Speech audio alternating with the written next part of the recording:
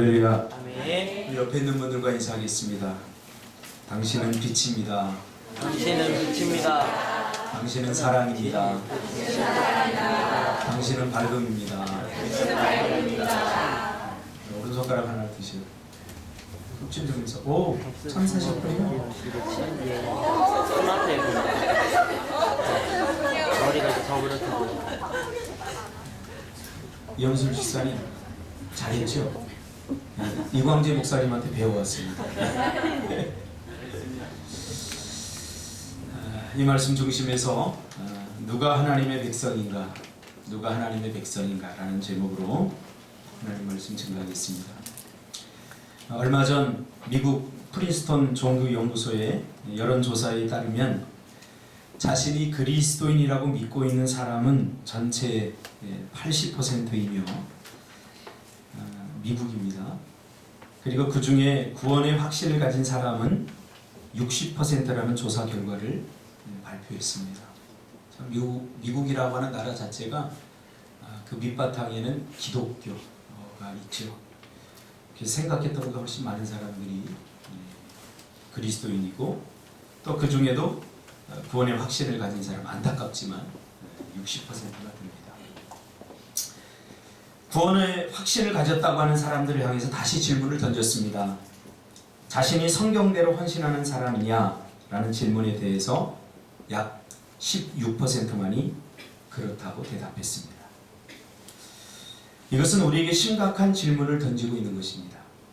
과연 헌신하지 않는 사람도 그리스도인일까? 입술로 고백하고 구원의 확신만 있으면 과연 거듭난 하나님의 백성인가? 오늘 본문은 우리에게 어떻게 하나님의 백성이 될 수 있는가에 대해 말씀해 주고 있습니다. 누가 하나님의 백성인가에 대해서 말씀해 주고 있죠. 오늘 본문에 보니까 영접하는 자가 하나님의 자녀가 될 수 있다고 말하고 있습니다. 누구를 영접하는 겁니까? 예수 그리스도를 영접하는 자가 하나님의 자녀라고 말하고 있습니다. 이 영접한다라고 하는 말의 원어는 파라람바노라는 말입니다. 파라람바노. 이 말을 우리가 해석하면 누군가의 삶을 붙들거나 잡는다라는 뜻입니다.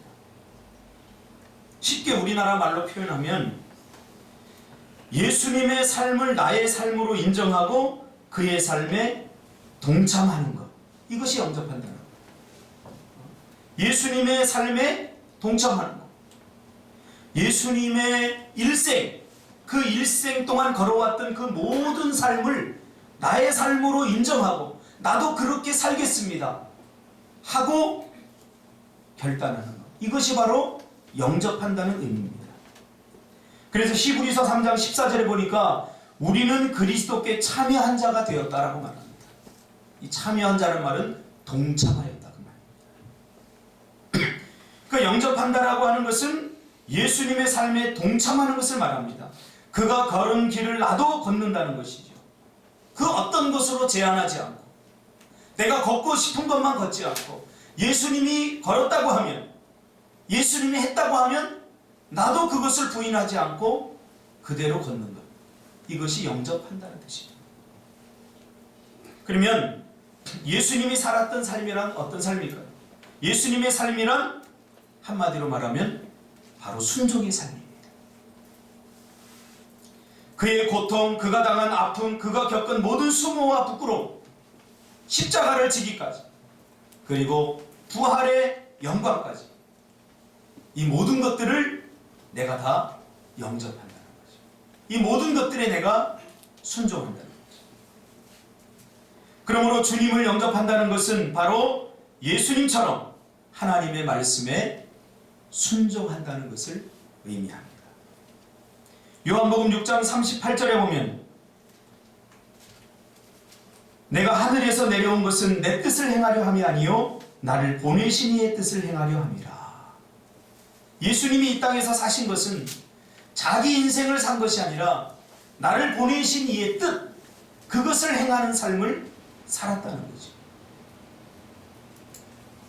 누가 하나님의 백성인가? 라는 질문에 우리는 대답할 수 있어야 됩니다. 하나님의 말씀에 순종하는 사람이 하나님의 백성이다. 요한복음 10장 27절에 보니까 내 양은 내 음성을 들으며 나는 그들을 알며 그들은 나를 따르리니라. 내 양은 누굽니까? 나를 따르는 자가 내 양입니다. 내 양은 내 음성을 들으며 나는 그들을 알며 그들은 나를 따르리라. 예수님이 어떻게 압니까? 따르는 걸 보고 안다는 거예요. 이 짧은 구절 안에 복음의 핵심이 다 들어있습니다. 그러므로 26절에 너희가 내 양이 아니므로 믿고 따르지 아니한다 라고 말하고 있는 것입니다. 요즘 제가 거듭남, 하나님의 백성, 구원 이런 설교를 하니까 아니 이미 이런 설교는 우리가 예전에 다 들은 거 아니야? 그렇게 생각할 수 있습니다. 좀 당황스러울 수 있습니다. 이제 와서 왜 우린 예수 믿기로 결단한 사람이고 또 오랫동안 신앙생활을 한 사람들인데 이제 와서 왜 하나님 백성 타령인가? 왜 거듭남 타령인가? 중요하기 때문입니다.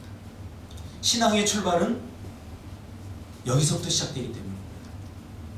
여기서 뭐가 나눠지냐면 내가 예수님을 영접하고 하나님의 말씀에 순종하고 살아가느냐 그렇지 않느냐에 따라서 두 길을 걷고 있는 것입니다. 같은 교회에 나오고 같이 신앙생활을 하더라도 한 사람은 예수의 생명을 얻은 생명력 있는 그리스도인의 삶을 살게 되는 것이고 한편으로는 종교적 삶을 살게 되는 거죠. 너무나 중요한 거죠. 그 결과가 다르기 때문에 이것은 너무나 중요합니다. 신앙의 출발점은 바로 우리가 양으로 생명을 얻고 예수 그리스도의 영적 생명을 다시 얻느냐 얻지 못하느냐 여기에 따라서 신앙생활이 출발이 되느냐 못하느냐가 결정되기 때문에 너무 중요한 것입니다. 한국교회 신학자들이 걱정하고 있습니다. 교회가 너무 세속화가 되어 가고 있다.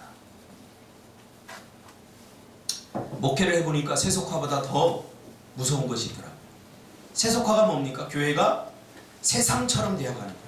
교회가 세상의 방법으로 이끌려 다니고 세상적인 방법으로 생각하는 것들로 가지고 교회를 운영하려고 하는 거. 그런 마인드를 가지고 신앙생활을 하려고 하는 거. 이게 세속화 아닙니까?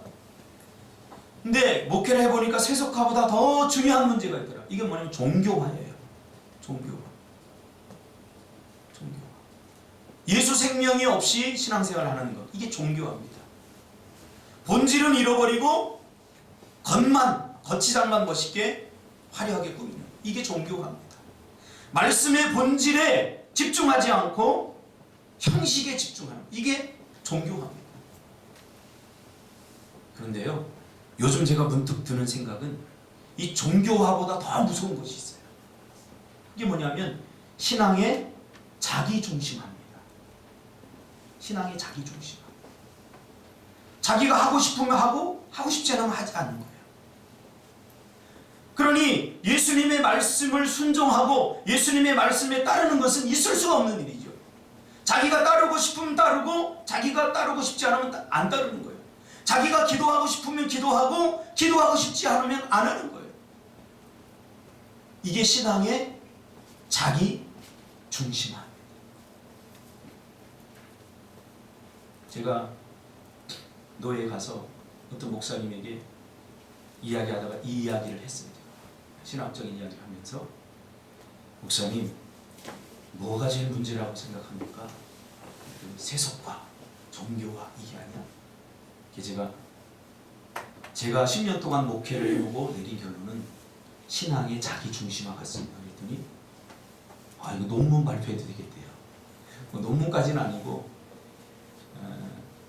신앙생활을 하면서 목회를 하면서 제가 뼈저리게 느끼는 것이 바로 이것입니다. 그러니 중요하죠. 누가 하나님의 백성인가? 너무나 중요하죠. 내 양은 내 음성을 들으며 이것은 단순히 하나님의 말씀을 히어링한다 그 말이 아닙니다. 내 양은 내 음성을 듣는다는 거예요. 이것이 무슨 의미인지 제가 이야기하지 않았습니까? 내 양은 내 음성을 듣는다는 것은 말씀을 단순히 소리로 히어링한다는 얘기가 아니라 믿고 순종하고 따른다는 얘기예요. 그러면 하나님의 백성인가 아닌가가 왜 중요합니까? 아닌 사람을 구별해서 왕따시키고 창피 주고 핀잔 주기 위해서 제가 이런 설교하는 것 아닙니다. 지금 세계적으로 교회들이 직면하고 있는 가장 큰 문제가 무엇입니까?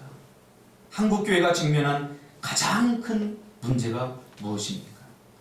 교회의 정체성이 사라지고 있다는 거예요. 그래서 어느 공동체를 가거나 세상 공동체를 가나 교회 공동체를 가나 별반 다를 것이 없다는 거예요. 세상 공동체에 가도 뭐 수군거리고 싸우고 시기하고 질투하고 있고 교회 안에 와도 여전히 그런 것들이 존재한다는 거예요. 그러니 다르지 않다는 거예요. 이 문제가 무엇입니까? 교회를 구성하고 있는 사람들의 문제입니다. 이것은 바로 성도의 정체성, 하나님의 백성이라고 하는 성도의 정체성이 사라지고 있고 점점 희미해지고 있다는 것을 말해주고 있습니다. 그리스도인이라고 하는 말이 어디서 나왔습니까? 안디옥 교회에서 처음에 나오지 않았습니까? 그건 우린 그리스도인이야 라고 주장한 것이 아닙니다. 세상 사람들이 보니까 야, 저 사람들은 정말 예수님을 따라다니는 사람들이야. 예수쟁이들이야. 크라이스트 뒤에 IAN 붙으면 따르는 사람들. 그래서 그리스도를 따르는 사람들이야. 이런 별명이 붙었습니다. 그러나 오늘날 그리스도인은 조롱거리가 되어가고 있습니다.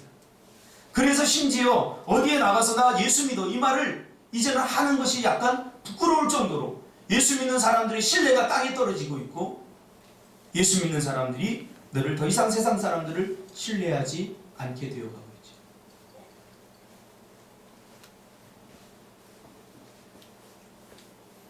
왜 교회가 힘을 잃고 왜 성도들이 약해지고 있습니까?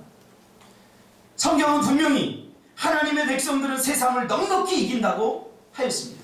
오늘 요한일서 4장에 제가 읽어드리지 않았습니까? 하나님의 백성은 세상을 넉넉히 이긴다라고 말하고 있는데 정말 우리가 세상을 넉넉히 이기고 있나요? 세상에 강력한 영향력을 끼치고 있나요? 이렇게 말하면 대부분 우리가 더 열심히 하지 않아서 그래. 우리가 더 열심히 기도하지 않아서 그래. 우리가 믿음이 약해서 그래. 우리가 죄를 지어서 그래. 이렇게 접근을 합니다. 자기 의지의 문제로 접근하는 거죠. 그래서 더 많이 기도해야지, 더 많이 내가 믿음 생활 잘해야지 라고 결심해보지만 몇 날이 못 가서 다시 무너지고 원상태로 되어버리죠.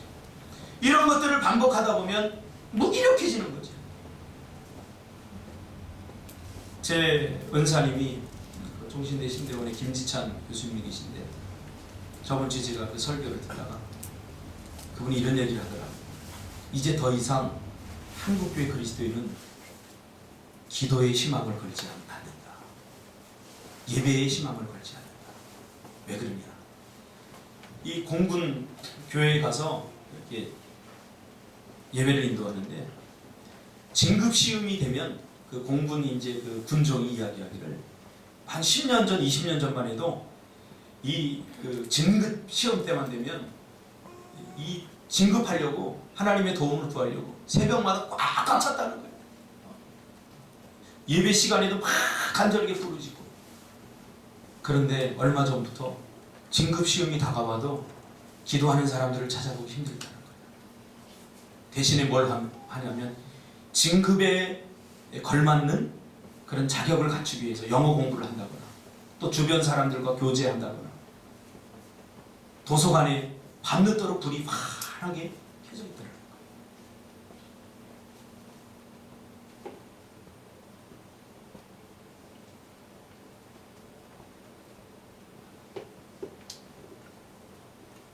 저는 이런 문제를 더 많이 기도하지 않아서 그래, 믿음이 약해서 그래, 죄를 지어서 그래, 이런 문제로 접근하기보다는 좀 더 본질적인 접근이 필요하다고 생각합니다.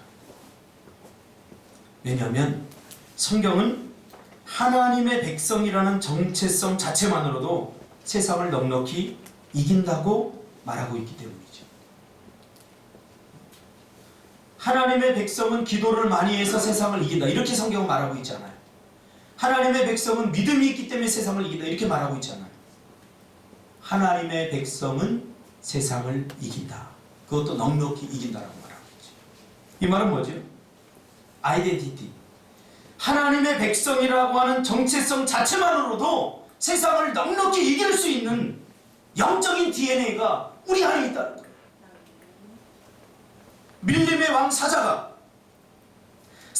하는 정체성만으로 굳이 일일이 다 싸우지 않더라도 밀림의 땅 나타나면 다른 동물들이 다 기죽어요. 한번 싸워보자, 누가 세나 하고 덤비는 동물들 없어요. 으르렁 소리 한 번만 내더라도, 사자의 냄새만 맡더라도 다 도망가버려요. 다 도망가.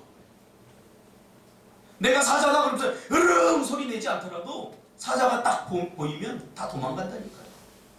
사자라고 하는 정체성 하나만으로도 굳이 싸우지 않더라도 제압할 수 있다는 거죠. 바로 이런 의미입니다. 하나님의 백성이 세상을 넉넉히 이긴다라고 하는 말은 굳이 다른 것이 필요 없다는 거예요. 그리스도인이라는 정체성만으로도 이길 수 있다는 거예요. 마치 아합 왕이 엘리야의 존재 자체만으로도, 엘리사의 존재 자체만으로도 벌벌 떨었던 것처럼 말이죠. 요한일서 5장 1절에 보니까 예수께서 그리스도인임을 믿는 자마다 하나님께로부터 난 자라고 말하고 있습니다. 그러면서 4절에 무릇 하나님께로부터 난 자마다 세상을 이기느니라.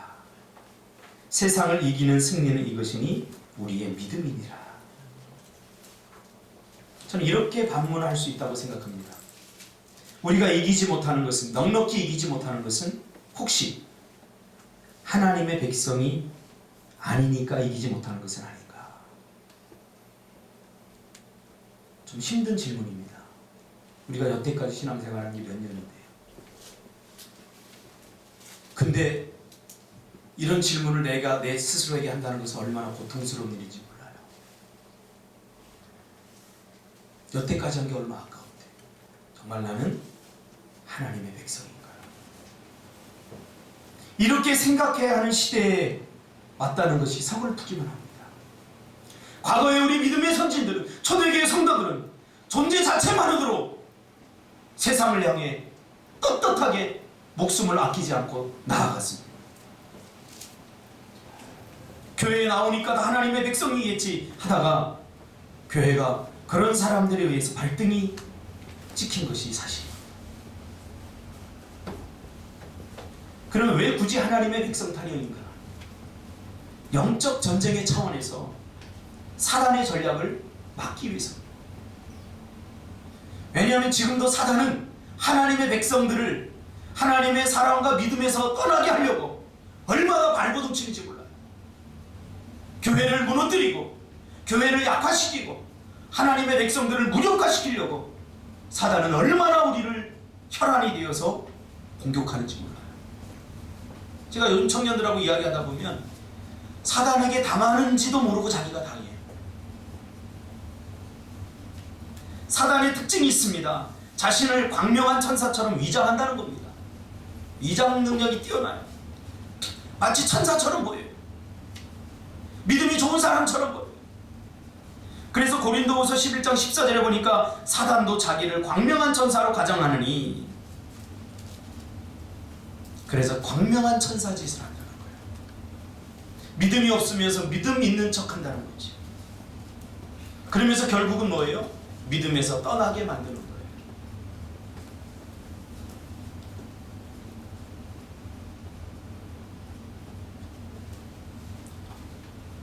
여기에 휘말려 버리면 믿음을 떠나고 교회를 떠나고 포기하게 만들어버려요.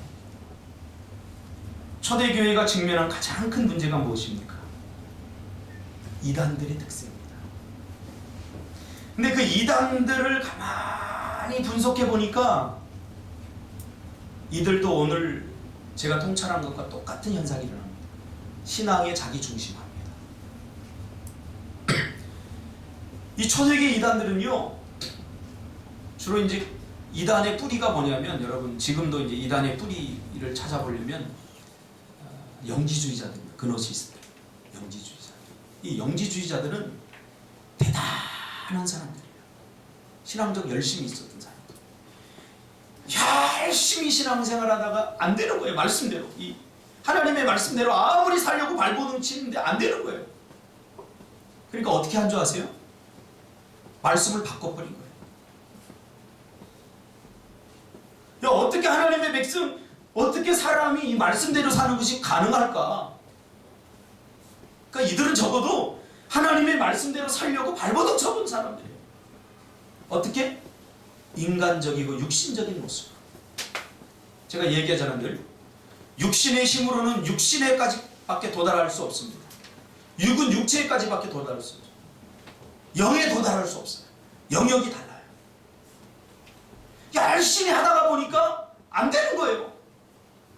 내 안에 성경이 사랑하라 그랬는데 사랑하려고 아무리 발버둥 치고 힘쓰고 했어도 안 되는 거예요. 거기서 뭐가 탁 나오냐면 자기 자존심이다. 내가 신앙생활한 지 얼마인데 그러다가 자기 중심화가 되어버려요. 성경을 살짝 바꿔요. 성경을 바꾸는 게 약간 어려우니까 성경의 해석을 살짝 바꿔서 해버려요.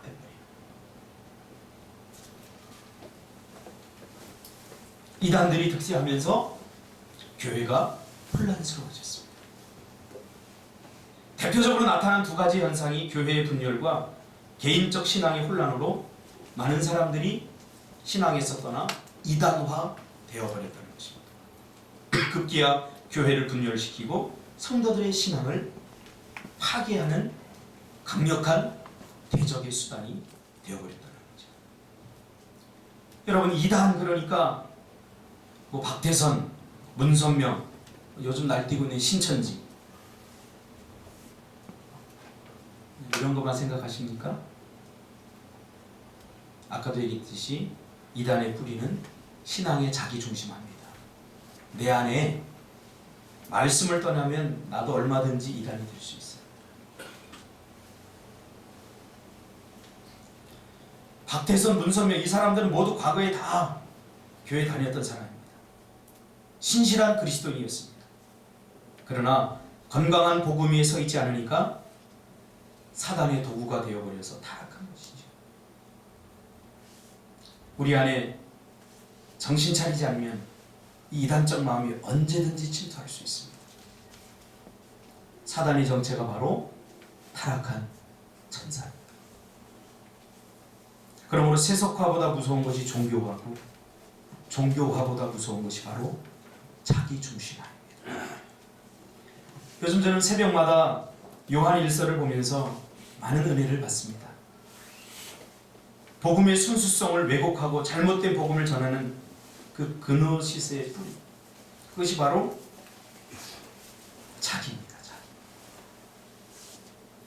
우리는 무슨 일이 있어도 성경에서 답을 찾아야 됩니다. 이게 개혁 기독주의입니다. 개혁 기독주의. 성경이 사랑이 답이다라고 말하면 사랑하는 데 목숨을 걸어야 됩니다. 어떻게 사랑하는 것이 가능하지? 나는 저런 사람을 절대 사랑 안 할 거야. 내가 저 사람한테 얼마나 큰 상처를 받는데 내가 저 사람을 사랑해?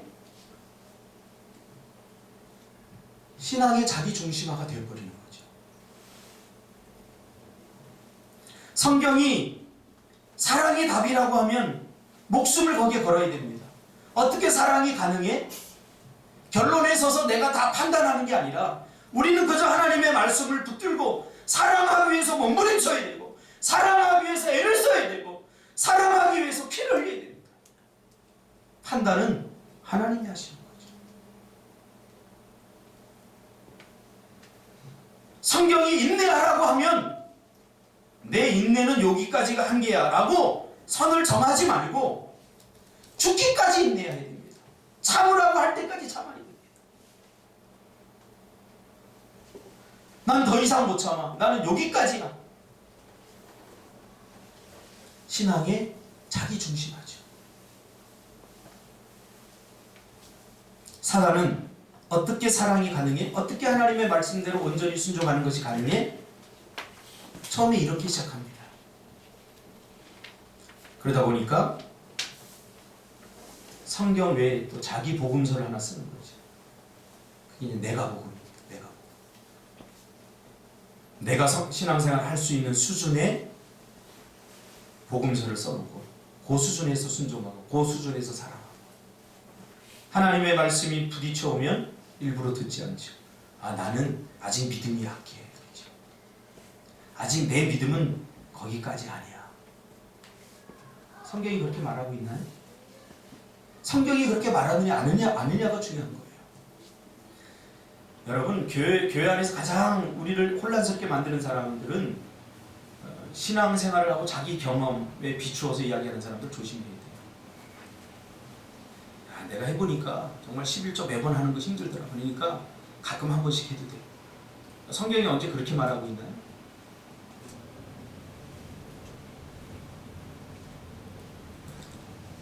요한일서 4장에 보니까 자녀들아 너희는 하나님께 속하였고 또 그들을 이기었나니 이는 너희 안에 계시니가 세상에 있는 자보다 크심이라. 그들은 세상에 속한 거로 세상에 속한 말을 하며 세상이 그들의 말을 듣느니라. 우리는 하나님께 속하였으니 하나님을 아는 자는 그들의 말을 듣고 하나님께 속하지 아니한 자는 우리의 말을 듣지 아니하나니. 진리의 영과 미혹의 영을 이로써 아느니라. 하나님이 그렇다고 하면 그런 줄 알고 모든 판단은 하나님께 맡기고 최선을 다해야 합니다. 이것이 겸손한 자의 모습입니다. 자기가 중심에 서서는 안 되고 말씀이 내 삶의 중심에 서야 됩니다. 몇 년 전에 기독교 영성의 대가인 달라스 윌라드라고 하는 목사님이, 이분의 책이 우리나라에도 많이 번역되어 있습니다. 너무 좋습니다. 무조건 읽으면 좋습니다. 이분의 책. 그 달라스 윌라드 목사님이 몇 년 전에 사랑의 교회, 서초구에 있는 사랑의 교회 와서 세미나를 한 적이 있습니다. 저도 참여하고 싶었지만 노예 일과 겹쳐서 제가 못 갔습니다. 그래서 제가 그 세미나 내용을 이렇게 메일로 받아봤습니다. 어떤 내용을 세미나를 했나. 제가 읽고 나서 내린 결론이 그겁니다. 거기서 달라스 이 윌라드 목사님은 믿음으로 구원받지 행위로 구원받나? 그러면서 구원을 도식화하고 축소시켜 순정 없는 복음을 전파하고 있다고 현대의 설교자들 향해서 안타까운 마음을 드러냈습니다. 믿음으로 구원받지 행위로 구원받나? 지금 한국 교회에 캐톨릭이 득세하고 있습니다. 그 이유가 있습니다. 왜냐하면 캐톨릭은 구원받는 조건을 믿음이 아니라 믿음 플러스 행위로 보기 때문에 행위에 얼마나 힘을 쓰는지 몰라요. 선한 행동, 착한 행동, 남을 도와주는 행동. 그러나 우리 개신교는 오직 믿음으로 하니까 믿음에 신경 쓰는 것 같지만 사실은 행위를 그렇게 중요하게 생각하잖아요. 뭘 보면 알 수 있냐면 우리 죄를 너무 함부로 짓잖아요. 믿음으로 구원받았는데 죄 지어도 난 천국 가는데. 그래서 우리가 죄 짓는 것을 대수롭지 않게 생각해요. 그러나 캐톨릭에서는요, 죄를 지으면 신부 앞에 가서 고해 성사를 해요.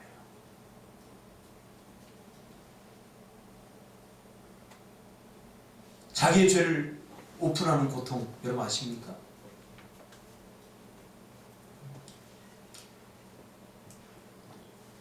믿음으로 구원받지 행위로 구원받나? 에베소서 2장 8절에 분명히 너희는 그 은혜에 의하여 믿음으로 말미암아 구원을 받았으니 이것은 너희에게서 난 것이 아니요 하나님의 선물이라 말하면서 행위에서 난 것이 아니니 이는 누구든지 자랑하지 못하게 하려 함이라 말하면서 믿음으로 구원받는다고 말하고 있습니다. 여기서 믿음이란 무엇인가 우리가 잘 알아야 됩니다. 그리스도에 대한 단순한 지적 동의가 아니라 그분에 대한 철저한 인격적 신뢰라는 말입니다. 내가 누구를 믿는다 라고 말할 때 단순히 지적으로 동의하는 수준이 아니라, 우리 준석 집사가 뭔가를 자꾸 얘기해요. 아, 그게 사실이야? 아, 그럼 지적으로 그래 하고 동의하는 게 아니라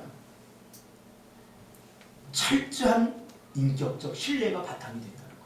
누구를 믿는다는 거예요. 그러므로 믿음으로 구원받은 사람들은 우리의 삶 속에서 일어난 모든 일들에 대해서 철저히 그리스도를 인격적으로 신뢰하는 모습으로 나타난다는 거죠. 아무리 고난 가운데 있다고 할지라도 그리스도를 신뢰하는 사람은 그 고난으로부터 새로운 희망을 보게 되죠. 왜? 고난이 고난으로 끝나지 않았기 때문에. 예수님 십자가만 지셨나요? 부끄러움만 당했나요? 아니죠. 결국은 다시 살아나셔서 부활하셔서 승천하셨죠. 그 길이 내 길이라는 거예요. 그래서 고난도 부끄러워하지 않는 거죠. 영원히 지속되는 고난이 없다는 거죠. 고난은 영광을 위한 과정일 뿐이죠. 그리스도를 신뢰하는 사람은 그래서 어떤 고난 가운데도 참고 끝까지 기다릴 수 있는 거죠. 무엇으로? 믿음으로. 그리스도를 신뢰하는 믿음 때문에. 내 의지로 참는 게 아닙니다. 이 신앙 때문에 참을 수 있는 거예요. 우리 부모님들이 아이들 키우면서 주원이 키우기 힘들죠. 페이스북에 보니까 막 여기다 뭐 동그란 거 씌우고 막 물에 동동 떠다니네 이렇게. 얼마나 귀여운지. 참 힘들 때. 이 인대가 지금 다 늘어났잖아요. 한 주원이가 100살까지 산다. 100살까지 그렇게 키우세요? 화이팅하면 안 되니까. 희망이 있기 때문에 제가 걷고 또 성장하고 효도하고 그 아이가 주는 기쁨이 있기 때문에 아이를 키우는 거죠. 우리도 마찬가지입니다. 이 신뢰가, 그리스도를 향한 이 신뢰가 있어야 되는 거죠. 그러므로 인격적으로 하나님을 신뢰한다면 온전한 순종도 가능해짐을 우리는 성경을 통해서 깨닫게 됩니다. 그러니까 순종은 의지의 문제가 아니라 신뢰의 문제라는 거예요. 하나님을 신뢰하면 끝까지 순종할 수 있다는 거예요. 그러므로 타락한 이성으로 생각하고 옳으니 그르니 하지 말고 순간순간 하나님의 인도를 따라야 되는 거예요. 저는 저번 주에 너무 은혜를 받았어요.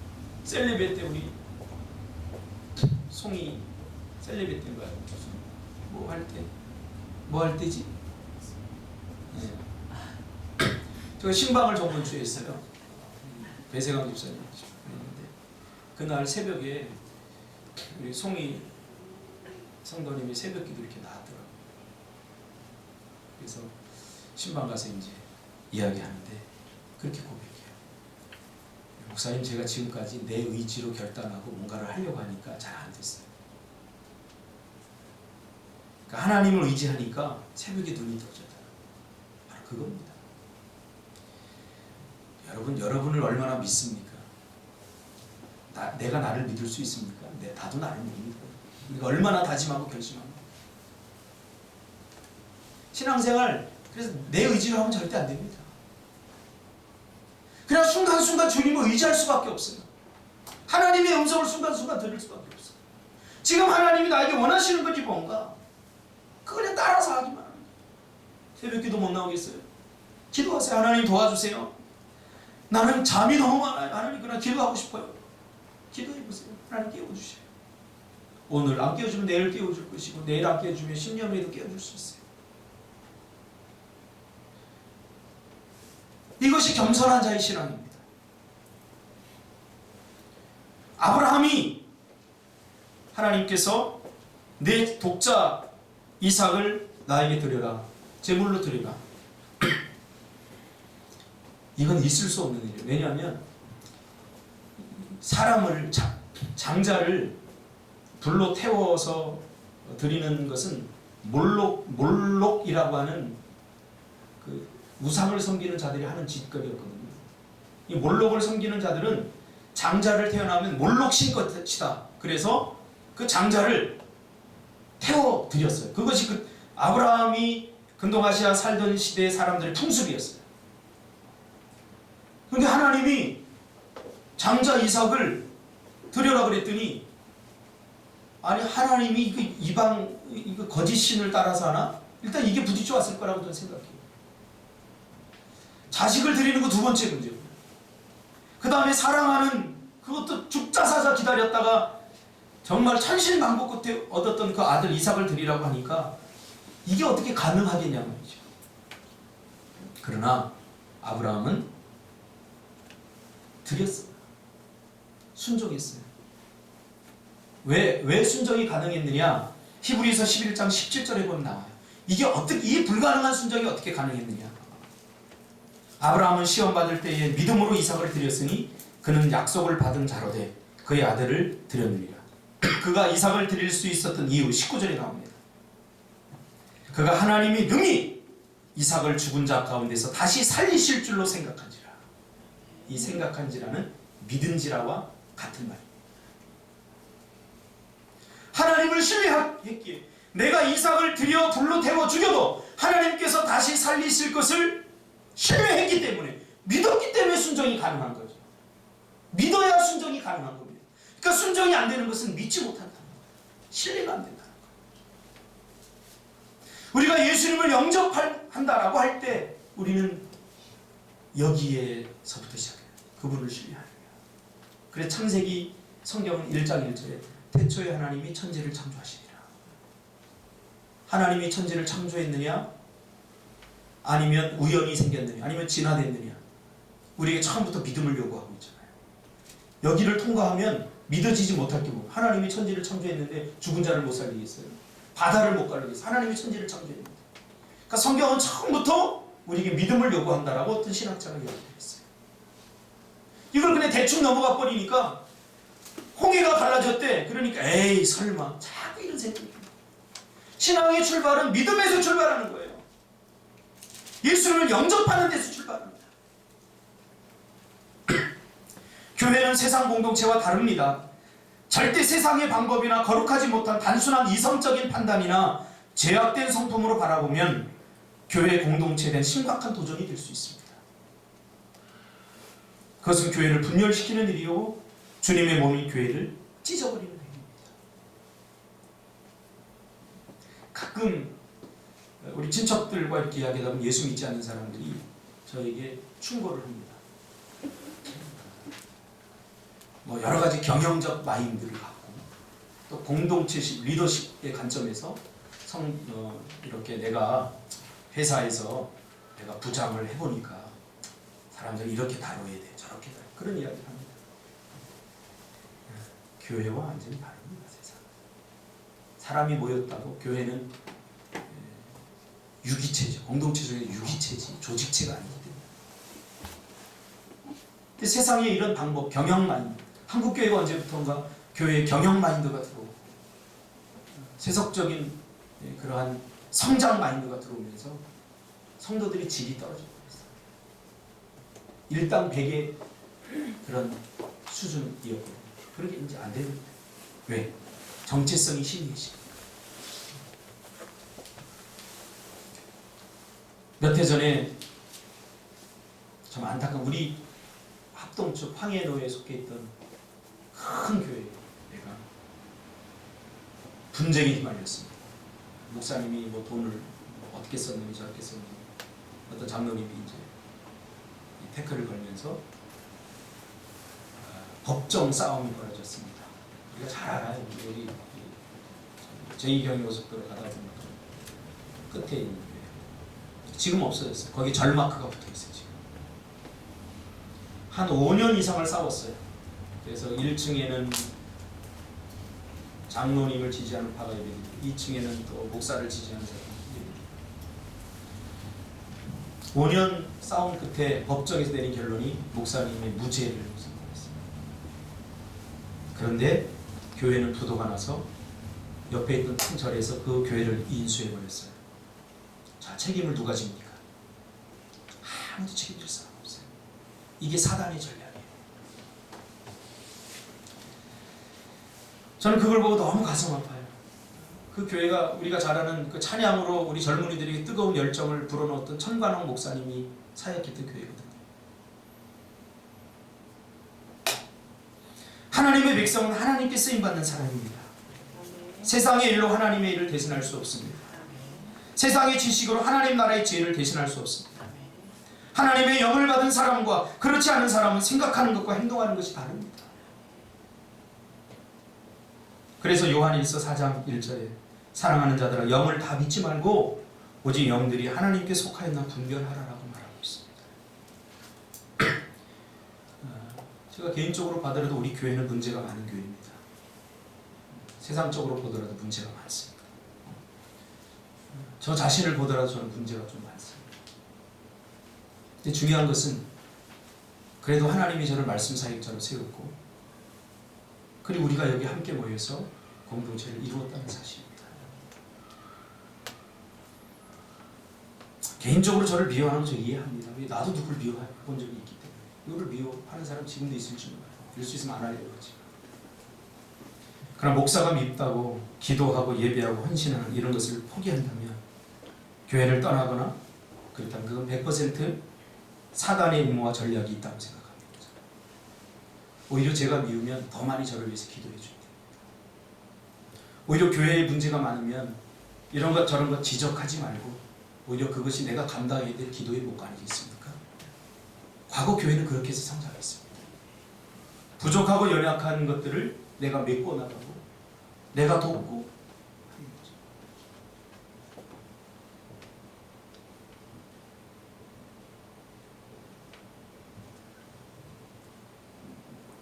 누가 하나님의 백성입니까?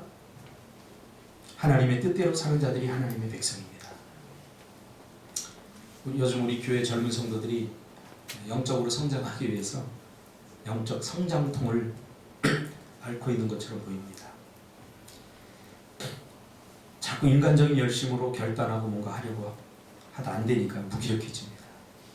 자기의 의지, 노력 믿지 말고 순간순간 주님을 의지하시기 바랍니다. 저도 그러거든요. 저는 저를 믿지 않아요. 나를 믿지 마. 나도 나를 믿지 않는데 누군가 나를 함부로 믿지 마세요. 근데 저를 믿을 때는 항상 저한테 와서 보고하세요.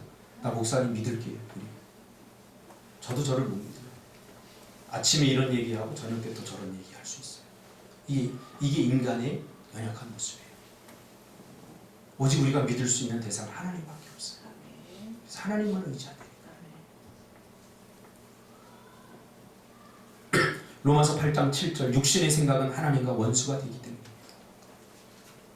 아무리 좋은 생각이라고 할지라도 내 육신에서 나온 굿 아이디어는 하나님과 멀어지게 할 수 있습니다. 그래서 우리 청년들에게 제가 늘 이야기할 때 기도하고 해라. 기도하고 결정하라. 기도하고 얻지 않는 것은 내 것이 절대 아닙니다. 그것이 나를 나중에 곤궁하게 만들고 피곤하게 만들고 지치게 만듭니다. 요한일서 2장 6절에 그의 안에 산다고 하는 자는 그가 행하시는 대로 자기도 행할지니. 요즘 금요일 사도행전을 강의하면서 저는 응답을 정말 많이 받습니다. 사도 바울은 철저히 성령의 인도를 받고 움직였죠. 하나님의 뜻을 이루는 것은 내가 아니라 바로 성령입니다. 하나님께서 받으시는 것은 내 굿 아이디어가 아니라 하나님의 말씀에 순종하는 것입니다. 그러므로 우리가 하나님의 뜻대로 살려면 성령과 함께 동행하고 성령이 민감해야 됩니다. 내가 결정하는 이 일에 대해서 성령님은 어떻게 생각하실까? 하나님은 정말 기뻐하실까? 내 기쁨이 곧 하나님의 기쁨이야 그러면서 하나님께 물어보지도 않고 내 마음대로 결정하고 그런 것들이 얼마나 우리를 혼란스럽게 할지 모릅니다. 성령의 터치에 순종하시길 바랍니다. 순종의 본질이 무엇입니까? 나의 의지를 성령 하나님께 복종하도록 만드는 것입니다. 그래서 내 자아가 시퍼렇게 살아있으면 십자가의 삶이 불가능해집니다. 내 삶을 사는 거죠. 절대로 아닙니다. 그래서 화를 잘 내고 신경질 잘 내고 예민하고 까다롭고 이런 사람은 조심해야 됩니다. 성령님은 화를 잘 내는 영이 아닙니다. 신경질을 잘 내는 영이 아닙니다. 평안의 영, 안정의 영입니다. 부드러운 영입니다.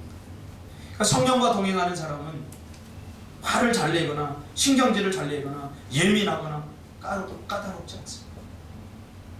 사도 바울이 인간적으로 얼마나 까다로운 사람인데요. 얼마나 신경질적인 사람인데요. 그러나 그가 성령을 체험하고 나서 부드러워졌습니다. 성령의 사람이었던 R.A. 토레이 목사님은 그의 책 성령 세례를 받는 법에서 성령에 복종하도록 만드는 것에 대해서 이렇게 말합니다. 순종이란 하나님 아버지께 가서 아버지 제가 여기 있습니다. 저는 하나님의 소유입니다. 하나님께서 값을 주고 저를 사셨습니다. 저는 하나님의 소유권임을 인정합니다. 저와 자신에게 속한 모든 것을 완전히 하나님께 바칩니다. 하나님이 원하시는 곳으로 저를 보내소서. 저에게 하나님의 뜻을 이루시고 하나님의 뜻대로 사용하소서 라고 말하는 것이라고 했습니다. 이렇게 될 때 하나님 나를 마음껏 사용해 주세요. 이렇게 될 때 하나님의 뜻이 나를 통해서 비로소 이루어지게 되는 것입니다. 하나님이 원하실 때 이건 아닙니다. 이건 안 됩니다. 저건 안 됩니다. 어떻게 하나님의 뜻이 나를 통해서 이루어지겠어요? 아브라함처럼 이삭을 바쳐라. 이해되진 않지만 도저히 내가 하나님 마음을 알 수는 없지만 그러나 내가 하나님을 신뢰함으로 순종할 때에 놀라운 은혜가 임하게 되는 것입니다. 그러므로 하나님의 백성들은 예수님의 삶에 동참하는 사람들이기에 아무리 현실적으로 어려운 현실일지라도 하나님의 약속을 믿고 버틸 수 있는 것이죠. 누가 하나님의 백성입니까? 결론 짓겠습니다. 믿음으로 고백했다고 구원받았다고 자신을 세뇌시키면서 삶 속에서 자기 마음대로 자기 뜻대로 자기가 중심이 되어서 사는 사람들은 하나님의 백성이 아닙니다. 그 어떤 순간에도 하나님의 뜻을 먼저 구하며 그것이 고난이든 고통이든 어떤 상황에서도 하나님의 신실하심을 믿고 말씀대로 순종하고 버티는 사람, 이들이 바로 하나님의 사람이라고 성경은 우리에게 말해주고 있지요. 이들을 향한 하나님의 축복이 시편 1편에 기록되어 있습니다. 다 같이 한번 읽어볼까요? 이 시편 1편은 하나님의 사람들에 대한 축복의 말씀입니다. 제가 너무 좋아하는 말씀. 다 같이 읽어보겠습니다. 시작. 복 있는 사람은 악인들의 꾀를 따르지 아니하며 죄인들의 길에 서지 아니하며 오만한 자들의 자리에 앉지 아니하고 오직 여호와의 율법을 즐거워하여 그의 율법을 주야로 묵상하는도다. 그는 시냇가에 심은 나무가 철을 따라 열매를 맺으며 그 잎사귀가 마르지 아니하더니 그가 하는 모든 일이 다 형통하노라. 악인들은 그렇지 아니하며 오직 바람에 나는 겨와 같도다. 그러므로 악인들은 심판을 견디지 못하며 죄인들이 의인들의 모임에 들지 못하리라. 무릇 의인들의 길은 여호와께서 인정하시나 악인들의 길은 망하리로다. 복음을 가장 시적으로 표현한 것입니다. 신앙생활을 한다는 것은 예배드리고 기도하고 찬송하는 종교적 행위를 하는 것으로 오해합니다. 신앙생활은 하나님의 자녀로 살아가는 삶이고 백성으로서의 삶을 사는 것을 의미합니다. 그래서 예배와 기도, 찬송과 같은 종교적 행위는 그 중에 일부일 뿐이지 전부가 아닙니다. 더 본질적인 것은 뭡니까? 하나님의 뜻대로 사는 삶입니다.